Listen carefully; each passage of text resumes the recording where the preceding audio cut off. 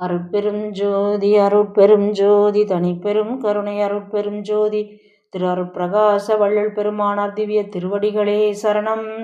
வள்ளல் மலரடி வாழ்க வாழ்க, எல்லா உயிர்களும் இன்புற்று வாழ்க. ராமலிங்க அபயம் ராமலிங்க அபயம் ராமலிங்க அபயம். பெருமானே, எல்லா உயிர்களும் இன்புற்று வாழ்க, கொல்லா விரதம் குவலயமெல்லாம் ஓங்குக. பெருமானே, வணக்கம் அன்பர்களே. இன்று திருவடி புகழ்ச்சியில் 4வது ஸ்டான்ஸாவிலிருந்து 15வது வரையும் 16வது வரையும் நம்ம பார்க்க இருக்கிறோம். பகர் சுபாவம் புனித மதுலம் அதுலிதம் அம்பராம்பர நிரலாம்பனம் பரவு சாட்சாத்கார நிரவயவம் கற்பனாதீதம் நிர்விகாரம். இதற்கு மேலும் வாய்ப்பு இருந்தால் பெருமானாரிலிருந்து அடுத்த வரையும் பார்க்கலாம். போன பதிவில் பார்த்ததை ஒரு சின்ன ரீக்கப் பார்த்துட்டு நம்ம பார்த்தா புரிய ஆரம்பிக்கும். இப்போ திருவடி புகழ்ச்சி அப்படின்றது வந்து இறைவனோட அந்த அருள் சக்தி நம்மளுடைய அண்டத்திலையும் பிண்டத்திலையும் எப்படி காரியப்படுதுன்னு பார்த்துட்டு வர்றோம். ஃபஸ்ட்டு ஒரு 32 வரிகள் வந்து விளக்கத்தில் இது சொல்கிறாங்க. இப்போ போன வாரம் நம்ம பார்த்த அந்த பதிவில் வந்து பரிபவ விமோச்சனம் குணரகிதம் விஸ்வம் பதித்துவ பரோபரீனம். அப்போ பஞ்சகிருத்திய சுத்த கர்த்தத்துவம் தற்பரம் சிதம்பர விலாசம் போன பதிவில் பார்த்தோம். இது சின்ன ரீக்கப் பார்த்துடலாம். பரிபவ விமோச்சனம், இந்த பிறவி பெருங்கடலில் வந்து பிறவி பெருங்கடல் நீந்துவர் நீந்தார் இறைவனடி சேராது. இந்த பிறவி சுழற்சியிலேருந்து நம்மளுக்கு விமோச்சனம், அந்த விடுதலை கொடுக்கக்கூடியவன் அந்த அற்புறஞ்சுதி ஆண்டவன். குணரகிதம், நம்ம தான் வந்து ஆன்மாக்கள் தான் வந்து இப்போ ராட்சச குணம் தாமச குணம் சத்துவ குணத்தில் வந்து நிரம்பி இருக்கும். அவன் வந்து குணமற்றவன், குணரகிதன். இப்போ விஸ்வம் பதித்துவ பரோபரினம், விஸ்வம்னா இந்த கிருஷ்ணர் கதை கூட பார்த்தோம் போன பதிவில். அவர் வந்து விஸ்வரூப தரிசனம் மாதிரி மேல் உலகம் கீழ் உலகம் இந்த அண்ட பிரபஞ்சத்தில் எல்லாவற்றிலையும் நீக்கமர நிறைஞ்சிருக்குது. அவனுடைய ஆட்சி தான் வந்து அவன் தான் அந்த பதிச்சிருக்கான், பதித்துவான். அந்த தன்மை தான், அந்த அற்பெருஞ்சோதி தான் பதிதான். அவனுடைய எல்லா உலகத்துலேயும் அவன் வந்து விசுமரித்து இருக்கிறான், பதித்துவத்தை நிலைநாட்டியிருக்கிறான்னு பார்த்தோம். பர உபரினம், இந்த உபரினம்னா உயர்த்துதல்னு பார்த்தோம். இந்த ஓர் அறிவுலேருந்து நமக்கு 6 அறிவு வரைக்கும் அந்த அற்பெருஞ்சோதி ஆண்டவன் தான் வந்து ஆன்மாக்களை வந்து கடைத்தேறும் பொருட்டு வந்து உயர்த்தி இருக்கிறான்னு அந்த அற்பெருஞ்சோதி ஆண்டவன் பார்த்தோம்.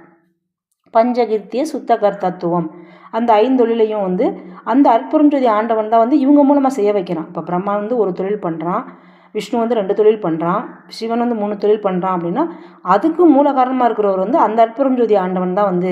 இப்போ இவங்கெல்லாம் வந்து 5 தொழில் பண்ணால் கூட, பிரம்மா விஷ்ணு சிவன் ருத்ரன் மகேஸ்வரன் கூட பண்ணால் கூட அவங்களாம் இருக்காங்களா இல்லையா அந்த வந்து தத்துவங்கள்ன்றது நம்ம அடுத்தடுத்ததில் அற்பாவில் பார்க்கும்போது நம்ம பார்த்துக்கலாம். அதெல்லாம் வந்து கற்பனையாக சொன்ன கடவுள்லாம் நம்ம வந்து உள்ளார இருக்கிற அந்த தத்துவன்றதை விரிவான பதிவில் பார்ப்போம். இப்போ வந்து அந்த தொழிலை செய்யக்கூடியவங்க கூட வந்து அது அற்புறஞ்சோதி கட்டளையில் தான் செய்கிறாங்க. ஆனால் முத்தேக சித்தி பெற்றவங்க தான் வந்து இப்போ பிரம்மாவுக்குள்ள ஒரு கால எல்லை உண்டு. பிரம்மனோட ஐசி விளவு அப்படின்னு சொல்லிட்டு ஒரே நடிப்பில் எழுதியிருப்பார், விஷ்ணுவோட ஐசி விளவுன்னு எழுதியிருப்பார் பெருமான். இவங்க அந்த இவங்கெல்லாம் வந்து அற்பெருஞ்சோதி ஆண்டவன் வந்து எப்படி காலாதீதனோ ஒரு ஆயுசுக்கும் கட்டுப்படாதவனோ அதே மாதிரி முத்தேக சித்தி அடைஞ்சவங்க பெருமான் மாதிரி முத்தேக சித்தி அடைஞ்சவங்க வந்து அந்த 5 தொழிலை வந்து பெர்மனண்ட்டாக பண்ணலாம் இறைவன் மாதிரி. அப்போ அதை நம்ம பார்த்தோம். அந்த கர்த்தான்னா அந்த தொழிலை நடத்துகிறவன். பஞ்சகிருத்திய தத்துவம் தற்பரம் சிதம்பர விலாசம், அந்த தத்துனா வந்து அதுனா இது அற்பெருஞ்சோதி. அந்த பரமா இருக்கக்கூடியவன் வந்து அந்த அற்பெருஞ்சோதி ஆண்டவன் தான், அதுவாக இருக்கக்கூடியவன் அந்த அற்பெருஞ்சோதி. அவனுடைய விலாசம் சிதம்பரம் தான், அவனுடைய விலாசம் அந்த புருவமத்தி தான். அந்த ஒவ்வொரு ஆன்மாக்களும் அந்த விலாசத்தை தெரிஞ்சு கொண்டு அந்த சிறநட சிற்றம்பலத்தில் அந்த சிதம்பரத்தில் நம்ம வந்து அவனுடைய அனுபவத்தை பெற்றுக்கொள்ள முடியும்னு சொல்லிட்டு போன பதிவில் நம்ம முடித்தோம். இப்போ இன்றைக்கி நம்ம வந்து பார்க்குறது பகர் சுபாவம் புனித மதுலம் அதுலிதம். பகர் சுபாவம் அந்த வரியிலேருந்து ஆரம்பிக்கப்போம். பகர் சுபாவம் அப்படின்னா இப்போ சுபாவம்னு வச்சுக்கோங்களேன். இப்போ சுபாவம்னா நம்ம என்ன சொல்லுவோம், இப்போ ஒருத்தர் வந்து அவனால் கருணையான சுபாவம்ப்பா, இயல்பிலே அவன் ரொம்ப நல்லவன்ப்பா, அவனுடைய சுபாவம் அதுதான்ப்பான்னு சொல்லுவோம். அப்போ சுபாவம்னா அவன் அதனுடைய இயல்பு தன்மை. அப்போ இறைவனோட தன்மை வந்து அவன் வந்து அதை வந்து நம்மளால் சொல்லவே முடியாது, பகர முடியாது. பகருதல்னால் சொல்லுதல், கூறுதல், போற்றுதல். அவனுடைய சுபாவம்னு ஒரு எல்லைக்குள்ள அவனை கட்டுப்படுத்த முடியாது, அவனுடைய இயல்புன்னு இதுதான் சொல்ல முடியாது. அப்போ அந்த இறைவனுடைய இயல்பை வந்து சுட்ட முடியாது. சுட்டுதற்கரிதாம் சுகாதித வெளியேனும் அட்டமேல் சிற்றபை அற்பெருஞ்சோதின்னு சொல்லுவார். அப்போ அவனை வந்து இது இயம்ப முடியாது. அப்போ பகர் சுபாவம் முடிஞ்சிச்சு. அடுத்து வந்து புனிதம்னா வந்து தூய்மையானவன் சொல்லிட்டு ஒரு அர்த்தம் இருக்குது. புதுமையானவன் ஒருத்தர். அவன் என்றைக்குமே புதுமையானவன். அவன் வந்து எந்த காலத்துக்கும் நம்மளாம் அழிஞ்சு போனால் கூட அவன் காலமாக இருக்கிறவன் அவன் புதுமையாக தான் இருப்பான். இப்போ புனிதம் அப்படின்னா பூக்கூட்டல் நிதம் பிரித்தா கூட நிதம் நித்தமாகவும் நித்தியமாகவும் அழியாமல் இருக்கக்கூடியவன் தூய்மையானவன் தான், புதுமையானவன் தான். அவன் தான் அழியாமல் நித்தியமாகவும் நிதமாகவும் இருக்கக்கூடிய இதமாகவும் மிதமாகவும் இருந்து நம்மளோட உயிர்களெல்லாம் காத்துக்கிட்டு இருக்கவன். அப்போ புனிதம்ன்றதை பார்த்துட்டோம். இப்போ அதுலம் அதுலிதம். இப்போ அதுலம் அப்படின்னா ஒப்பில்லாதவன் சொல்கிறது. அவனுக்கு ஓமை கூற முடியாது. அது இப்போ தங்கத்தை சொல்லும்போது நம்ம சொல்லுவோம்ல, மாற்றறியாத பொண்ணு. அப்போ பெரும்பாலும் கூட சர்க்குருமணி மாலையில் மாற்றறியாத செலும் பசும் பொன்னி அப்படின்னு சொல்லுவார். அப்போ இவனுக்கு இந்த மாற்று தான் இவனை வந்து இந்த ஒப்புமை வந்து இவனை கூற முடியாது. அப்போ அதுலம் அப்படின்னா வந்து அவனுக்கு வந்து அவனை வந்து கம்பேர் பண்ணவே முடியாது. கம்பேரிசன் வந்து அவங்களோட பண்ண முடியாது. ஒப்புமை இவன் இப்படித்தான் அப்படித்தான் சொல்லிட்டு இவனுக்கு நிகர் யாருமே கிடையாது. அவனுக்கு நிகர் அவன்தான். அப்போ அதுலம் அப்படின்றது வந்து ஒப்பு இல்லாதவன். அவன் தான் எல்லா மாணவனாக இருக்கான், தன்னிகர் இல்லாதவன். அந்த கடவுளுக்கு வந்து ஒப்புமை கூற முடியாது. அப்போ வந்து இந்த பிரபஞ்ச வெளி முற்றும் நிலைந்திருக்கக்கூடியவனை வந்து இவனை விளக்க வந்தது தான். அப்போ துலம்னா வந்து வெளிப்பட விளக்கக்கூடியது. இந்த பிரபஞ்சம் வெளியே முற்றும் நிறைஞ்சிக்கிட்டு இருக்கவனை வந்து அவனுக்கு ஒப்புமை கூற முடியாது, ஒப்பில்லாதவன். ஆக மொத்தம் வந்து அதுலம்னா ஒப்பில்லாதவன். இப்போ வந்து பகர் சுபாவம் பார்த்துட்டோம். அவனுடைய இயல்பை வந்து கூற முடியாது. புனிதமாக தான் புனிதமாகவும் தூய்மையாகவும் இருக்கக்கூடியவன், புதுமையாகவும் இருக்கக்கூடியவன். அதுலம் அவனா அவனுக்கு ஒப்புமை கூற முடியாதவன், மாற்றறியாத செல்லும் பசும் போனவன். இப்போ அதுக்கடுத்தது வந்து அதுலிதம். அதுலிதம் அப்படின்னு சொல்லிட்டுனா ஸ்ட்ராங்காக இருக்கிறத குறிக்கிறது, அசைவு இல்லாததை குறிக்கிறது. இப்போ துளிதம் அப்படின்னா இப்போ துளிதம் இதில் வந்து குண்டிலி போட்டிருக்கு. பொதுவாக வந்து துளிதம்னா அந்த பொதுலகரத்து லீ தான் போடுவாங்க. துளிதம் அதை தான் திரிஞ்சு வந்து துளிதம் இப்போ குண்டிலின்னு போட்டிருக்காங்க. அப்போ துளிதம்னா அசைவு, அதுலிதம்னா அசைவே இல்லாமல் ஸ்ட்ராங்காக மலை எப்படி நம்ம ஸ்ட்ராங்காக இருக்குமோ. இப்போ ஜோதி மலை மேல் உள்ளதோ ஜோதி வளர் நாடுன்னு சொல்லிட்டு அந்த தவ அனுபவ நிலை அவன் ஸ்ட்ராங்காக அந்த மாதிரி இருக்கக்கூடியவன் தான் வந்து அந்த அதுலிதமாக இருக்கக்கூடியவன் தான் அருட்பெருஞ்சோதி ஆண்டவன் அப்படின்னு சொல்லிட்டு சொல்லுவார். அப்போ வந்து அவனுடைய அசைவு இல்லாததுன்றது வந்து அவனுடைய ஸ்ட்ராங்கானது, உறுதியானது. அந்த சத்தான கடவுள் வந்து அவன் எல்லா இடத்துலையும் அங்கும் இங்கும் எல்லா இடத்துலையும் வந்து நிலையாக ஸ்ட்ராங்காக இருக்கான். இப்போ அவன் ஸ்ட்ராங்காக இருந்துக்கிட்டு தான் இந்த பூமி வந்து சுற்றுது. அவன் தான் படைக்கிறான். அவன் ஸ்ட்ராங்காக இருந்துக்கிட்டு அவன் தான் ஆட்டி வைக்கிறான். யார் ஒரு பழைய பாடல் கூட பாட்டுகளில் வரும், ஒருவர் ஆட்டு வித்தால் ஒருவர் ஆடாதார் கண்ணன் உள்ள ஒரு பாடல் வரும். அப்போ அவன் தான் ஆட்டி வச்சுக்கிட்டு இருக்கிறான் இந்த உலகத்தை. இதுக்கு நம்மளுக்காக வந்து இந்த உலக மக்களுக்காக இந்த பிரபஞ்சத்தில் இந்த சூரியன், சந்திரன், நட்சத்திரங்கள், கோள்கள் இதெல்லாம் வச்சுக்கிட்டு இதெல்லாம் இது பண்ணிக்கிட்டு நம்மளுக்காக படித்து அவன் வந்து ஆட்டி வச்சுக்கிட்டு இருக்கான். உடனே அந்த ஸ்ட்ராங்காக இருந்துட்டு இதை அசைக்கிறான். அசைவில்லாமல் இருந்துக்கிட்டு நம்மளை அசைவிக்கிறான், இந்த பிரபஞ்சத்தை அசைவிக்கிறான். அப்போ அசைவின்மையை குறிக்கிறது.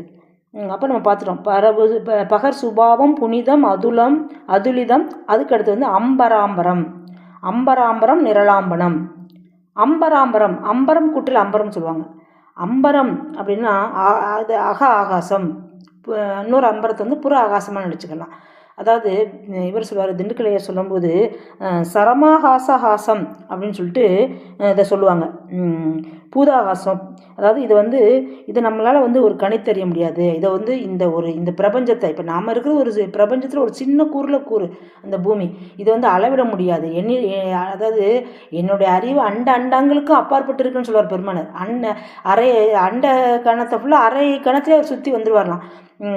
அரை கணத்துலேயே வந்து இந்த உலகம் பூரா சுற்றி வந்துச்சு. அந்த ஷன நேரம் அப்படி சொடக்க போகிற நேரத்துலேயே வந்து பெருமாள் வந்து இந்த அண்ட கோடிகள் எல்லாம் வந்து இதெல்லாம் அந்த அண்டங்களே கோடிக்கணக்கில் இருக்குது. இந்த பால்வெளி மண்டலம், பிரபஞ்சம் இதெல்லாம் வந்து அப்போ வந்து இந்த அம்பராம்பரம் அப்படின்றது வந்து பரமாகாசம் சொல்லுவாங்க, தகராகாசம் சொல்லுவாங்க, சரமஹாசம் சொல்லுவாங்க, பூதாகாசம் சொல்லுவாங்க. அப்போ அம்பரம் கூட்டல் அம்பரம் அப்படின்னு பிரித்தோன்னா அதாவது ஒன்று வந்து அகநிலையில் உள்ள ஆகாசத்தை குறிக்கக்கூடியது, இன்னொன்று வந்து புறநிலையில் உள்ள ஆகாசத்தை குறிக்கக்கூடியது.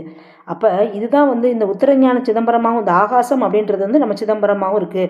அகத்துக்குள்ளே வந்து சிறநடை சிற்றம்பலத்தில் வந்து அந்த ஆகாசமாக விளங்கி கொண்டு இருக்கிறான். அப்போ புறத்துலேயும் இந்த பிரபஞ்சமெல்லாம் இப்போ பரமாகாச சுரூபருக்கு வந்து இந்த பிரபஞ்சம் முற்று நிலவி கொண்டு இருக்கிற அந்த ஒரு அம்பரத்தையும் குறிக்கக்கூடியது. அப்போ அம்பராம்பரம் அப்படின்னா வந்து அதுதான் வந்து மூணு ஆகாசமாக இப்போ குறிக்குது. 2 ஆகாசம் ஆகாசத்தை நம்ம சொன்னோம்.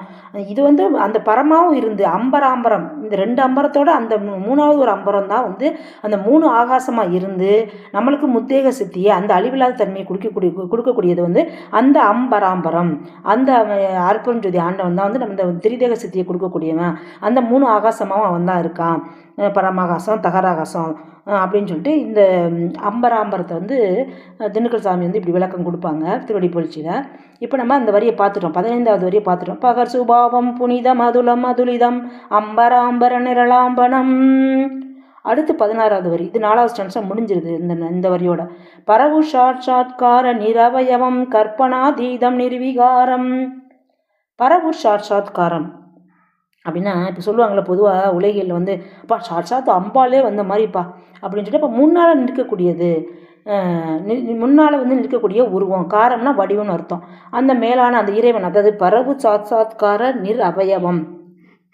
அப்போ அந்த பரவு சாட்சாத்காரம்ன்றது நமக்கு முன்னால் வந்து அப்போ அந்த இறைவனோட தன்மை வந்து நமக்கு முன்னாடி விளங்கக்கூடிய ஒரு உருவமாக, காரம்னா உருவம் வடிவம்னு அர்த்தம். அப்படி ஒரு வடிவமாகவா இருக்கான் இறைவன். அப்போ வந்து அவன் வந்து ஒரு வடிவத்துக்குள்ளே அடைக்க முடியுமா? அப்போ அதுக்குரிய அடுத்த வார்த்தையில் போடுறார் பெருமான், பரவு சாட்சாத்கார அவயவம். நீர் கூட்டல் அவயவம்னு பிரிக்கலாம். இப்போ அவயவங்கள்னால் இப்போ நம்மளுக்கு இருக்குல்ல, கண், காது, மூக்கு, வாய், இந்த மாதிரி பஞ்ச தேகம், உடம்பு. அப்போ இறைவனுக்கு அப்போ அந்த உடம்பு இருக்கா? அவன் நீர் அவயவம், அவயங்களே இல்லாதவன், அந்த தேகம் இல்லாதவன், இந்த தத்துவங்களுக்குலாம் அப்பாற்பட்டவன். நம்மளுடைய உடம்பு வந்து இந்த தத்துவங்களுக்கு உட்பட்டது. மெய், வாய், கண், மூக்கு, செவிலாம் உட்பட்டது. அவன் வந்து அந்த உருவத்துக்கெல்லாம் அடங்காதவன். இந்த தேக கரணக நீர் அவயமானவன், இந்த தேகாதிலாம் இல்லாதவன், இந்த தத்துவங்கள்லாம் இல்லாதவன், இந்த உடல் உறுப்புகள், இந்த அவயங்கள், இந்த உறுப்புகள், மெய்வாய், கண், மூக்கு, சபை ஒன்றுமில்லை வாரின்னு கூட சிதம்பர வள்ளி, அதாவது இறைவனை பற்றி சொல்லும்போது அவன் ஒன்றுமில்லை இங்கே வாரின்னு சொல்லிட்டு கூட அந்த பாடலில் சொல்லியிருப்பாங்க பெருமான்.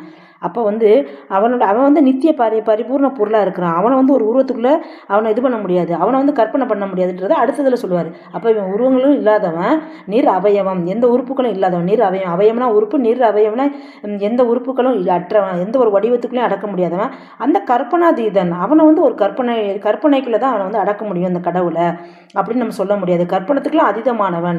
இப்போ இறைவன் வந்து இப்போ நம்ம மற்ற சமயங்கள், மதங்கள், மார்க்கங்கள் என்பவற்றின் ஆச்சார சங்கற்ப விகற்பங்களும் எங்கள் மனதில் பற்றாவண்ணம் அருள் செய்தல் வேணும்னு சொல்லுவார் பெருமான். அப்போ அதெல்லாம் பொய்யா சொல்லியிருக்கு, ஒரு உருவத்தை வச்சு கற்பனையாக சொன்னது இதெல்லாம் சமயங்கள், மதங்கள், மார்க்கங்கள்லாம். அந்த கற்பனைக்கு அப்பாற்பட்டு தான் அந்த அற்புதம் ஆண்டவன், அந்த ஏக இறைவன் அவன் வந்து இருக்கக்கூடியவன். அவன் தான் எல்லாமாகி என்னைக்கு விளங்கக்கூடிய கடவுளுடைய வடிவம் தான். அது இப்படித்தான் இருக்கும், அப்படித்தான் இருக்கணும், ஒரு உருவத்தை வச்சு வந்து சொல்லி அந்த கற்பனைக்குள்ள வந்து அதில் காட்டிவிட முடியாது. கற்பனைக்கெல்லாம் அப்பாற்பட்டவன், எந்த ஒரு திருவுருவத்திலையும் அவன் நடக்க முடியாது. அவன் வந்து அனுபவத்தில் தான் உணர முடியும். அப்போ வந்து இவன் வந்து இப்போ பரமஹாச சொரூபராகி கடவுள் வந்து வெளியில் வந்து பிரபஞ்சத்தில் வெளியாக இருக்கார். உள்ளார வந்து அக அனுபவத்தில் தவத்தில் தனுகரணாதிகள் தாம் கடந்த அறியுமோர் அனுபவமாகி அற்பெருஞ்சோதி. அப்போ அந்த அனுபவத்தில் தான் அந்த இறைவனை பார்க்க முடியும். இந்த கற்பனைக்கெல்லாம் அப்பாற்பட்டவன், அந்த கற்பனையில் சொல்கிற புறக்கடவுள் மாதிரி கிடையாது. இவன் வந்து ஒரே மனம் கடந்த ஒருபரி வெளிமேல் அரசு செய்தவங்க வரப்பெரும் ஜோதி, வெளிக்குள் வெளிகடந்து சும்மா இருக்கும் சுவமரமோ இன்று வருமோ நாளைக்கு வருமானு சொல்லுவார். அப்போ அந்த கற்பனைக்கெல்லாம் அப்பாற்பட்ட அந்த இறைவன் அவன் அனுபவத்தில் தான் அந்த காணாத காட்சியெல்லாம் கொண்டு அந்த காட்சி பொருளாக தான் அதுக்கு உழவு இருக்குது. அவனை அதை தெரிஞ்சுக்கொள்ளணும். ஒரு ஆச்சாரன்கிட்ட கொண்டு புருவமத்தியை திறந்து தவம் பண்ணி அங்கே தான் வந்து அந்த பரம்பொருளை வந்து நம்ம வந்து அந்த காணாத காட்சியை கண்டுகொள்ள முடியும். அப்போ அந்த கற்பனைக்கு அப்பாற்பட்டவன் அப்படின்னு சொல்லிட்டு அந்த வார்த்தையில் சொல்கிறாங்க பெருமான். பரவு சாட்சாத்கார நீர் அவயவம் கற்பனாதீத நிர்விகாரம். அப்போ நிர்விகாரம் அப்படின்னா வந்து என்னென்னா, இப்போ நிர்விகாரம் ஆக்சுவலாக அம்பராம்பரம், அதாவது அம்பராம்பரத்துக்கு அடுத்து ஒரு வார்த்தை விட்டுட்டேன், நிரலாம்பனம், அதுக்கடுத்து தான் பரவு சாட்சாத்காரம் வரும். இப்போ நிரலாம்பனம் அப்படின்ற போது வந்து ஆலம்பனம் அப்படின்னா வந்து புகழடைதல், காப்பாற்றுதல், பற்றி நிற்றல். நம்மளுக்கு தான் வந்து ஏதாவது ஒன்று தாங்கி நிற்கிறது. நமக்கு இந்த உலகம் தேவைப்படுது, இந்த பூமி தேவைப்படுது, இந்த பிரபஞ்சம் தேவைப்படுது, இந்த நிலம், நீர், நெருப்பு, காற்று, ஆகாயம் இதெல்லாம் தேவைப்படுது. அதாவது அந்த அம்பராம்பரத்துக்கு அடுத்து இந்த வார்த்தையை விட்டுட்டு அதனால் திருப்பி சொல்கிறேன் நண்பர்களே, நிரலாம்பனன்றது. இப்போ நான் வந்து இறைவன் தான் வந்து இப்போ நம்மளுக்கு வந்து சுவாசிக்கிறதுக்கு வந்து இந்த பஞ்சபூதங்கள்லாம் தேவைப்படுது. ஆனால் இறைவனும் வந்து பெருமான் வந்து அகவலில் சொல்லியிருப்பாங்களா, நீரில் பஞ்சபூதங்களின் விரிவில் வந்து நீரில் அதாவது காற்றில் காற்றாக இருக்கான், நீரில் நீராக இருக்கான், இப்போ ஆகாசத்தில் இருக்கான் பஞ்சபூதத்தில். அப்போ வந்து நீரின் தன்மையும் நிகழ்வுகளுக்கும், அப்புறம் வந்து மண்ணில் இருக்கான், மண்ணில் மண்ணாக இருக்கான், நீரில் நீராக இருக்கான், நெருப்பில் நெருப்பாக இருக்கான், காற்றில் காற்றாக இருக்கான். அப்போ நம்மளுக்கு உயிர் வாழ்கிறதுக்கு வந்து இந்த ஜீவராசிகளுக்கு வந்து ஒரு பற்றி நிற்கக்கூடியதுக்கு ஒரு புகழ் அடையிறதுக்கு, அந்த அவன்கிட்ட போய் புகழிடம் சேர்றதுக்கு, சேரிடம் மருந்து சேர்றதுக்கு வந்து நம்மளுக்கு தான் வந்து ஒரு பற்றி நிற்கிறதுக்கு ஒரு இடம் தேவைப்படுது. அவனுக்கு இதெல்லாம் வந்து நீர் ஆலம்பனம்.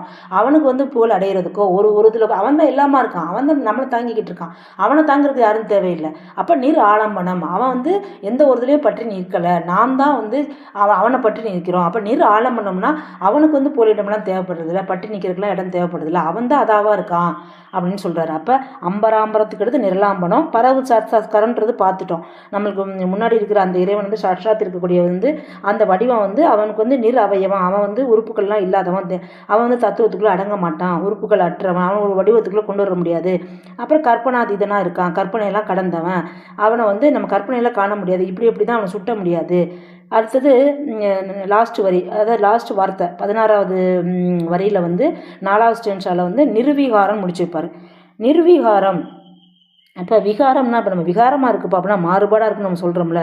அப்போ இது கேடற்றது, விகாரம்னா அழிவுள்ளது, கேடானது, மாறுபாடானதுன்னு சொல்லுவோம். அப்போ நிர்னா அதுக்கு ஆப்போசிட்டு. நிர்விகாரம்னா இறைவனுக்கு என்றைக்குமே அழிவில்லாத நித்தியமானவன், என்றுமே அவன் இருப்பான், ஊழிதோர் ஊழி அவன் இருப்பான், அவன் அழிவில்லாதவன், அவன் மாறுபாடு இல்லாமல் ஒரே நிலையில் இருப்பான், அவனுடைய தன்மை மாறுபாடு இல்லாமல் சீர்கேடு இல்லாமல் ஒரே இதில் இருப்பான் அப்படின்னு சொல்லிட்டு இந்த ஸ்டான்ஸாக முடிக்கிறாரு. அப்போ அந்த மாறுபாடாக நம்ம இருக்கக்கூடிய இறைவனை வந்து அடுத்த வரியில் வந்து பரதுரிய அனுபவம் குருதுரிய பதமம் பகம்பகாதீத விமலம் சொல்லியிருப்பார். அது அடுத்த ஸ்டான்ஸால் வருது, 5வது ஸ்டான்ஸால். அந்த பரதுரிய அனுபவத்தில் தவ அனுபவ நிலையில் தான் அவனை பார்க்க முடியும். துரியம், அதாவது ஜாக்கிரத சொப்பனம் சுளுத்தி துரியம் துரியாதீதம் அப்படின்னு சொல்லிட்டு தவ அனுபவ நிலையில் சொல்லுவாங்க. இதெல்லாம் வந்து இப்போ பரதுரியம் அப்படின்னு சொல்லும்போது அக விழிப்பு நிலைன்னு சொல்லுவாங்க. இதெல்லாம் வந்து நம்ம இப்போ கனவு நிலையிலையோ மனசு வந்து ஜாக்கிரதையில் அதாவது விழிப்பு நிலையில் இருக்கும்போதோ, கனவு சொப்பன நிலையத்தில் இருக்கும்போதோ, சுளுத்தி நிலையில் இருக்கும்போதோ, இந்த மாதிரிலாம் மனங்கள்லாம் செயல்பட்டுக்கிட்டு இருக்கும். அந்த நிலையில் நம்ம இறைவனை பார்க்க முடியாது. அந்த அக விழிப்பு நிலைன்னு இருக்குது. இதெல்லாம் புற விழிப்பு நிலை, அதாவது ஜாக்கிரதை சொப்பனம் சுளுத்தி இதெல்லாம். அந்த அக விழிப்பு நிலையில் தான் வந்து அந்த பரதுரியத்தில் தான் வந்து அந்த அற்புதஞ்சதி ஆண்டவனை பார்க்க முடியும்னு சொல்லிட்டு அடுத்த ஸ்டான்ஸாக அடுத்த பதிவில் நம்ம பார்க்கலாம். அப்போ நம்ம இன்னைக்கு பார்த்தது வந்து பகர் சுபாவம் புனிதம் அதுலம் அதுலிதம் அம்பராம்பரம் நிரலாம்பனம் பரவு சாட்சாத்கார நிரவயம் கற்பனாதீதம் நிர்விகாரம் பார்த்தோம். இறைவனோட இயல்பை வந்து போற்ற முடியாது, அவனுடைய சுபாவத்தை போற்றுதல் சொல்ல முடியாது. பகர் சுபாவம், அவன் தான் புனிதமாக இருக்கான், தூய்மையாக இருக்கான், புதுமையாகவும் இருக்கான், இதமாகவும் இருக்கான், நித்தியமாகவும் இருக்கான்னு பார்த்தோம். அதுலம் அதுலிதம் பார்த்தோம். அவன் தான் வந்து ஸ்ட்ராங்காக இருக்கக்கூடியவன், அவனுக்கு ஒப்புமை அதுலம்ன்றது அவனுக்கு வந்து ஒப்புமை சொல்ல முடியாது, கம்பேரே பண்ண முடியாது.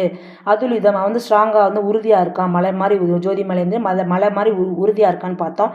அம்பராம்பரம், அவன் தான் வந்து அந்த அம்பரமாகவும் அதாவது பூதாகாசம் சிதாகாசம் பரமாகாசம் இதெல்லாம் பார்த்தோம். அவன் தான் முத்தேக சித்தக்கூடிய அழியாத அந்த 3 ஆகாயங்கள் தான் வந்து முத்தேக சித்தியை நம்மளுக்கு கொடுக்கக்கூடியதுன்னு பார்த்தோம்.